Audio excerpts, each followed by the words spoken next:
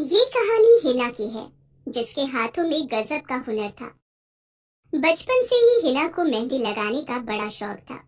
बिना कहीं से सीखे वो मेहंदी के बहुत ही सुंदर डिजाइन बनाती थी। लेकिन उसके घर के हालात अच्छे नहीं थे।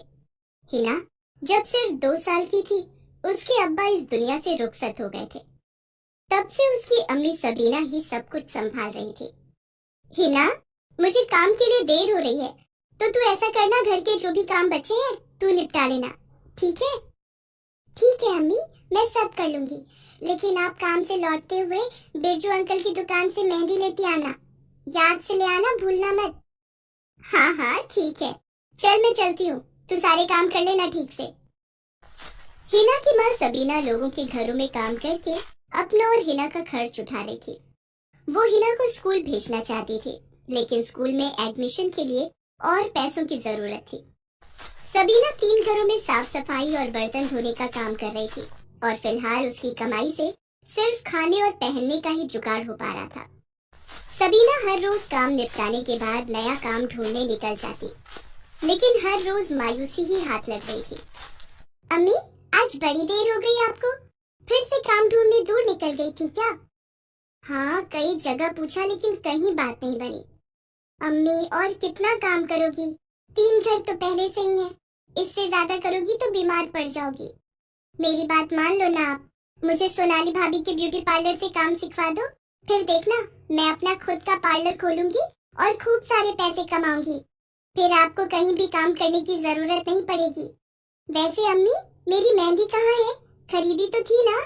नहीं खरीदी और ना ही खरीदूंगी, क्योंकि मेरे पास पैसे नहीं है तेरे शौक पूरे करने के लिए। और एक बात साफ साफ सुन ले हिना, ये पार्लर वार्लर का काम नहीं सिखवा पाऊंगी मैं तुझे। किसी तरह थोड़ी और कमाई बढ़ जाए तो सबसे पहले स्कूल भेजना है तुझे। इतना कहकर सबीना रसोई में चली जाती है। हिना अपने घर के हालात जानती थी और अच्छे से समझती भी थी। वो भी अपनी अम्मी की मदद करना चाहती थी, इसीलिए पार्लर का काम सीखना चाहती थी। लेकिन सबीना को ये सब फालतू लगता था। ऐसे ही दिन बीतते गए। न सबीना को और काम मिला और ना ही हिना स्कूल जा सकी। फिर एक दिन, अरे वाह हिना, ये डिजाइन तो पार्लर वाली भी नहीं लगा पाई थी और तुमने बिल्कुल जैसे का तैसा बना दिया। हाँ भाभी, आपने जिस दिन ये डिजाइन दिखाया था उसी दिन से इसकी तैयारी कर रही थी। सच में बहुत ही सुंदर मेहंदी लगाई है। अब एक काम करो, ये मेरा पर्स रखा है, जरा खोलो तो इसे। हाँ भाभी, क्या चाहिए पर्स में से? वो 50 रुपए है ना, उन्हें निकालो। हाँ, ये लीजिए। अब क्या करना है? इन्हें तुम रख लो। अरे नहीं नहीं भाभी, इसकी जरूरत नहीं है।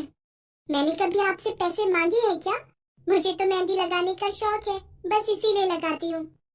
हाँ जानती हूँ, और इसीलिए ये पैसे दे रही हूँ, ताकि तुम अपने शौक को अपनी कमाई का जरिया बनाओ। तुम्हें पता है, सोनाली भाभी के पार्लर में एक हाथ का 100 रुपए लेते हैं और मेहंदी भी अच्छी नहीं लगाते। तुम उन्हें कड़ी टक्कर दे सकती हो। लेकिन सुषमा भाभी, मेरे पास कोई क्यों आएगा? मेरा तो पार्लर भी नहीं है और मैंने कहीं से मेहंदी लगाना सीखा भी तो नहीं है। तो क्या हुआ, तुम्हारा काम सबको खींच कर लाएगा। देखो, शादियों का सीजन आने वाला है। मैं अपनी सारी सहेलियों को तुम्हारे बारे में बताऊंगी। उन्हें तुम्हारा काम अच्छा लगा तो वो औरों को बताएंगी। ये तो बहुत अच्छा रहेगा भाभी, मेरा शौक भी पूरा होगा और मैं अम्मी की मदद भी कर पाऊंगी। हिना के पास अगले ही दिन 2 औरतें मेहंदी लगवाने के लिए आ गईं। उन्हें सुषमा ने ही हिना के पास भेजा था। हिना पूरी मेहनत से उन दोनों के हाथों पर बहुत ही सुंदर मेहंदी लगाती है, जिसे देखकर वो दोनों बहुत ही खुश हो जाती हैं। इस तरह धीरे धीरे हिना के पास काफी औरतें और लड़कियां मेहंदी लगवाने उसके घर आने लगी और हिना घर बैठे बैठे कमाने लगी। अरे हिना, ये राशन कौन लेकर आया? मैं लाई अम्मी, मेहंदी लगाकर मेरे पास पैसे हो गए थे, उन्हीं से लेकर आई हूँ। हिना की बात सुनकर सबीना की आंखों में आंसू आ जाते हैं। वो हिना का सिर सहलाकर अपने काम में लग जाती है। वक्त के साथ हिना का नाम होने लगा। मोहल्ले के मशहूर पार्लर के बजाय अब हिना के घर पर औरतों की भीड़ आने लगी। आपका सब कुछ हो गया, बस मेहंदी बाकी है। आइए मैं लड़के को बोल देती हूँ, वो फटाफट लगा देगा। नहीं नहीं नहीं, मेहंदी रहने दीजिए, वो मुझे कहीं और से लगवानी है। अरे पर ऐसा क्यों? आप मेहंदी लगवा कर तो देखिए, हमारे यहाँ प्रोफेशनल्स हैं। मैंने लगवा कर देखी है आपके प्रोफेशनल से मेहंदी, इसीलिए तो कहीं और से लगवानी है। आप मुझे बिल बताइए, मैं पे कर देती हूँ। सोनाली को समझते देर नहीं लगी कि वो ग्राहक किससे मेहंदी लगवाने वाली थी। कुछ तो करना ही पड़ेगा इस हिना का, ऐसे तो हमारे यहाँ से कोई मेहंदी लगवाएगा ही नहीं।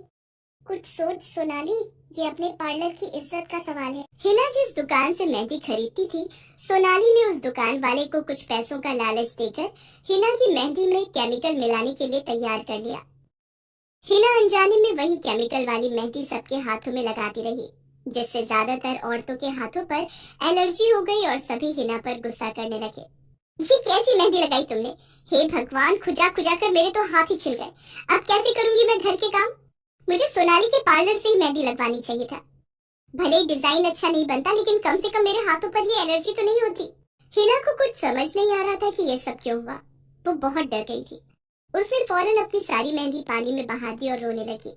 हिना, परेशान मत हो बेटी, सब ठीक हो जाएगा। नहीं अम्मी, खुदा पता नहीं किस गुनाह की सजा दे रहे हैं। मैंने तो इतने प्यार से मेहंदी तैयार की थी, इससे पहले तो कभी ऐसा नहीं हुआ। अब मुझसे मेहंदी लगवाने कोई नहीं आएगा, कभी नहीं आएगा।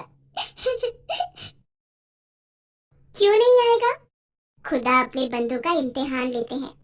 अब ये तुम पर है कि तुम्हें हिम्मत करके इसे पार करना है या हार मानकर रोते रहना है। पहले मैं ही तुझे इस काम से दूर रहने को कहती थी, लेकिन अब मैं समझ गई हूँ कि इसी काम में तेरी खुशी है, और अब मैं तेरे साथ हूँ बेटा। शुक्रिया अम्मी, लेकिन अब हम क्या कर सकते हैं? मुझे तो ये भी नहीं पता कि मेरी मेहंदी को आखिर हुआ क्या है। क्या हुआ था ये तो नहीं पता, पर अब आगे क्या करना है इसके बारे में सोचना चाहिए। मैं जिनके यहाँ काम करती हूँ ना, वो मैडम एक आयुर्वेद की डॉक्टर हैं। उन्हें मैंने तेरी मेहंदी दिखाई थी। उन्होंने बताया कि उसमें मेहंदी के अलावा कोई और चीज भी थी जो हाथों को नुकसान दे गई। लेकिन अम्मी, मैंने तो कुछ अलग से मिलाया ही नहीं, फिर ऐसा कैसे हुआ? हो सकता है ये बिरजू की मेहंदी में कुछ गड़बड़ हो। तो ऐसा कर, इस बार दूसरी दुकान से मेहंदी खरीद और सबसे पहले मेरे हाथों पर लगा। और हाँ, और इस सबसे पहले मेरे साथ मिलकर एक तेल बना।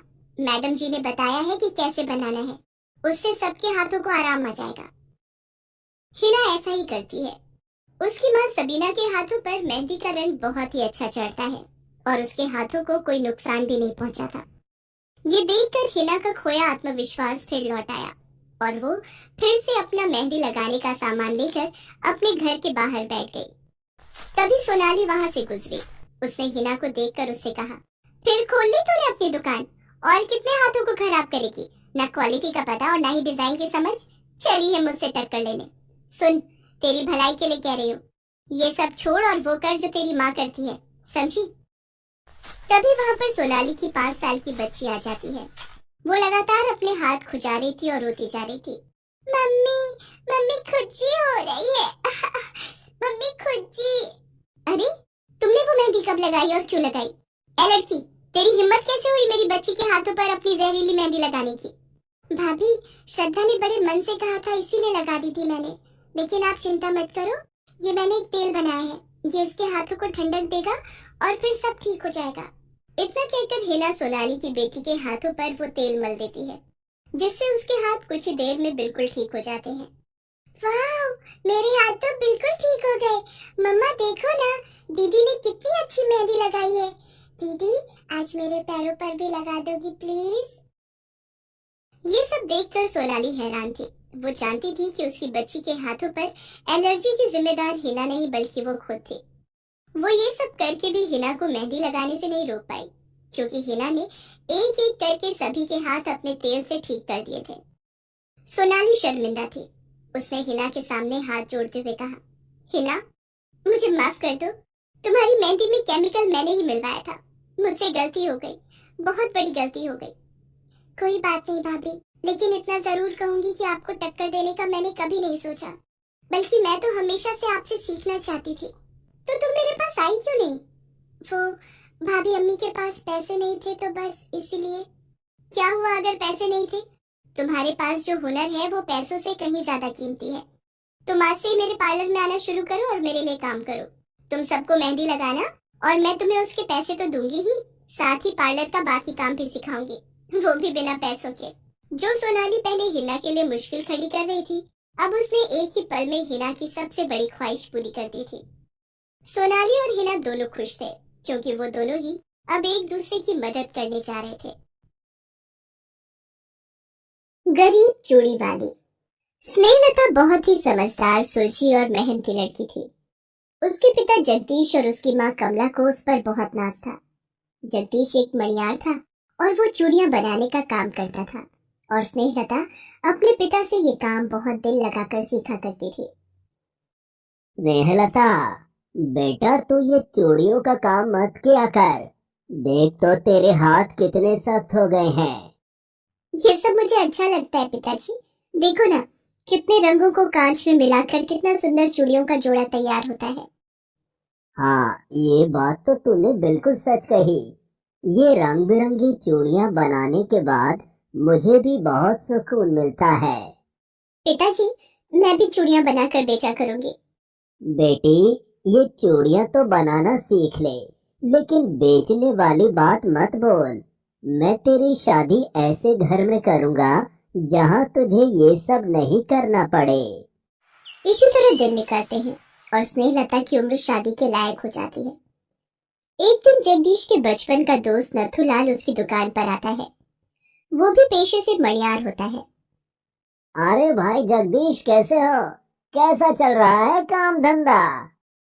अरे नथुलाल, कितने दिनों बाद आया है तू। यहाँ तो सब ठीक है। तू बता, तेरे परिवार में तो सब ठीक ठाक है ना? हाँ हाँ, सब बढ़िया है। चूड़ियाँ लेने आया था, सोचा इस बार तेरे यहाँ से चूड़ियाँ लेकर जाता हूँ।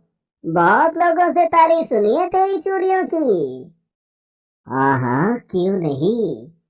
तभी जगदीश अपनी बेटी को बोलता है कि अंकल के लिए चाय पानी लेकर आओ। स्नेहलता चाय पानी लेकर आती है। नमस्ते अंकल। नमस्ते स्नेहलता बेटा, तुम तो बहुत बड़ी हो गई हो। आखिरी बार जब देखा था तो छोटी सी यहीं इधर उधर घूमती रहती थी। तभी स्नेहलता की माँ कमला भी वहां आ जाती है। अरे नथु भैया, आप बहुत दिनों बाद आना हुआ। हाँ भाभी, काफी समय बाद आया हूँ। आज चूड़ियाँ लेनी थी तो जगदीश के पास चूड़ियाँ लेने आया हूँ। नथुलाल वहां से काफी सारी चूड़ियां लेकर चला जाता है।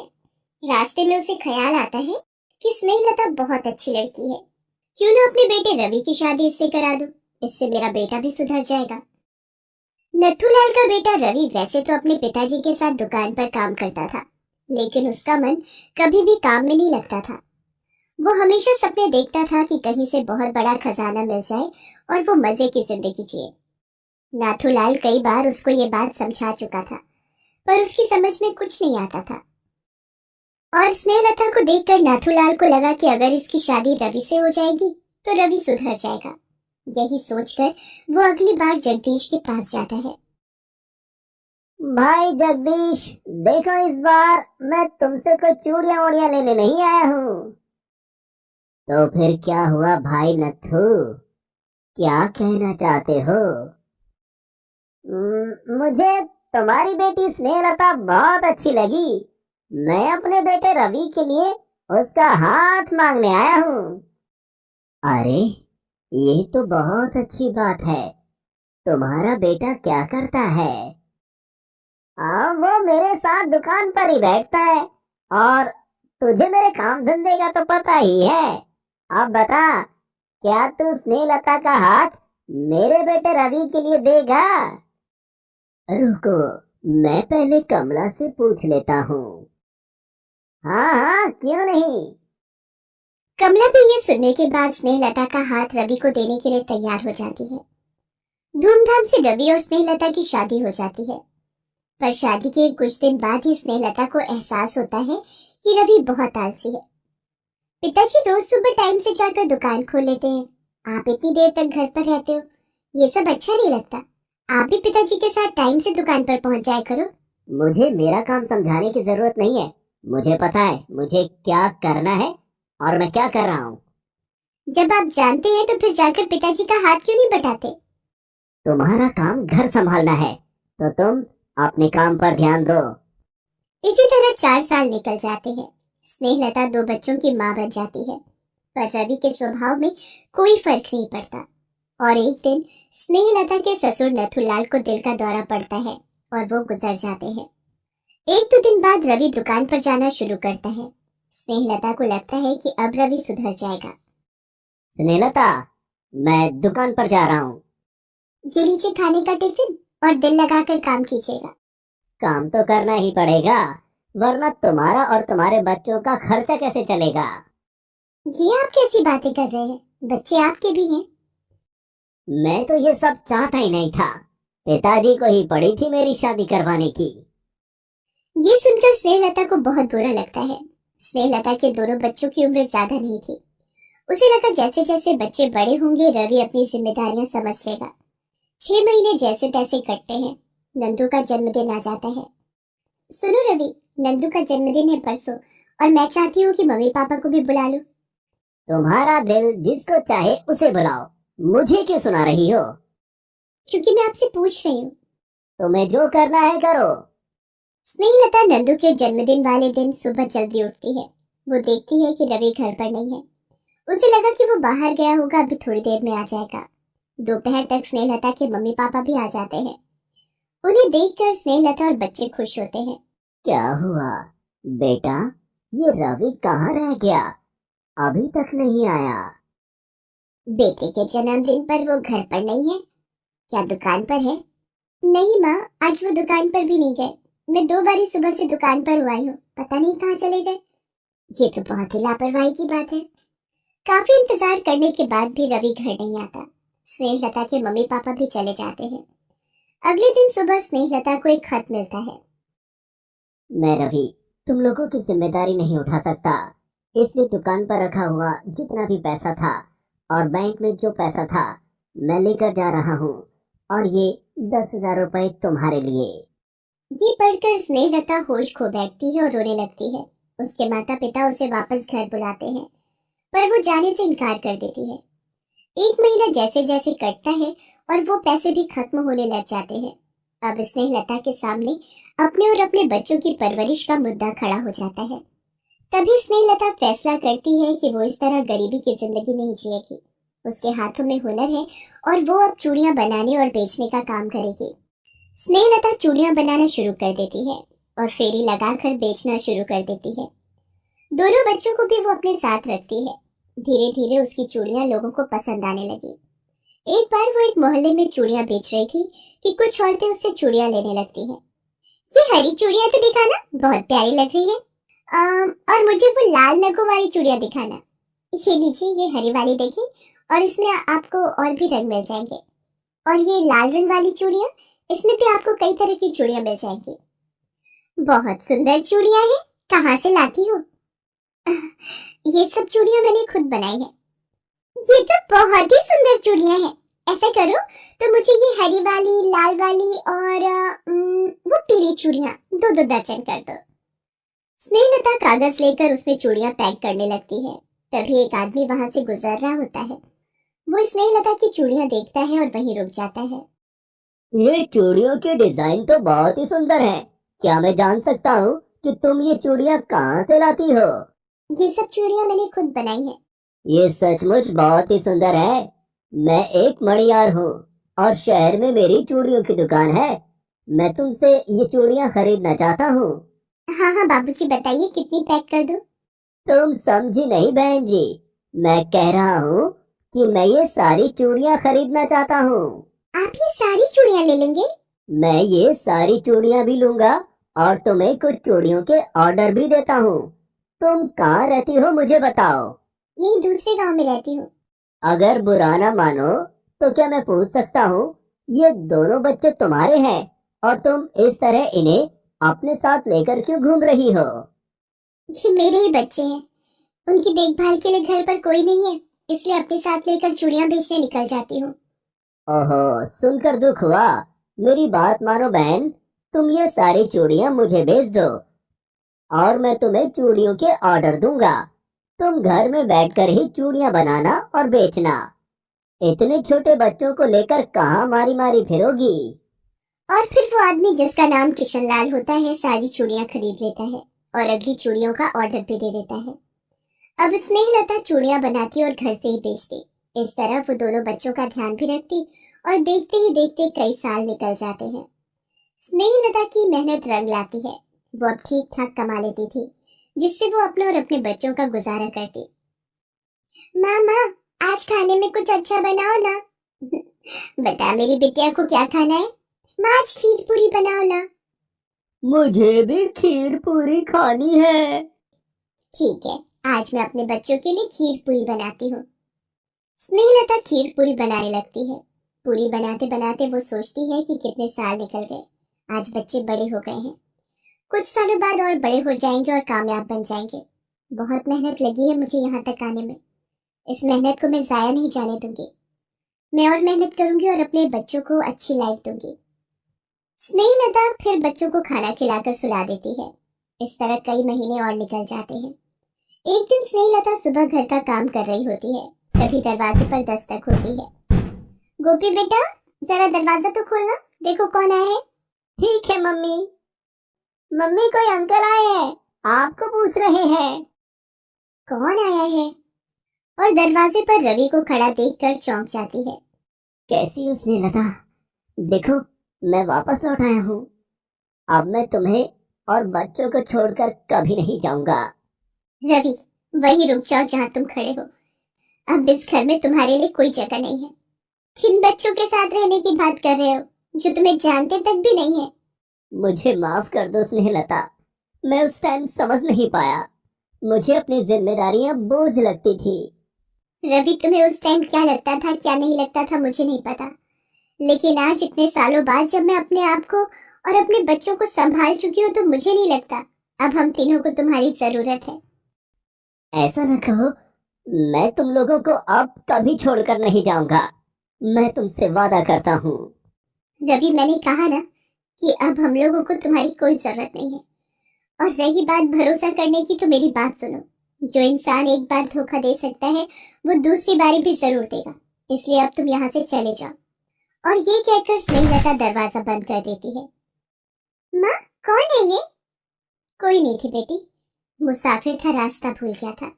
चलो तुम भैया के साथ खेलो, मुझे चूड़ियां बनानी है।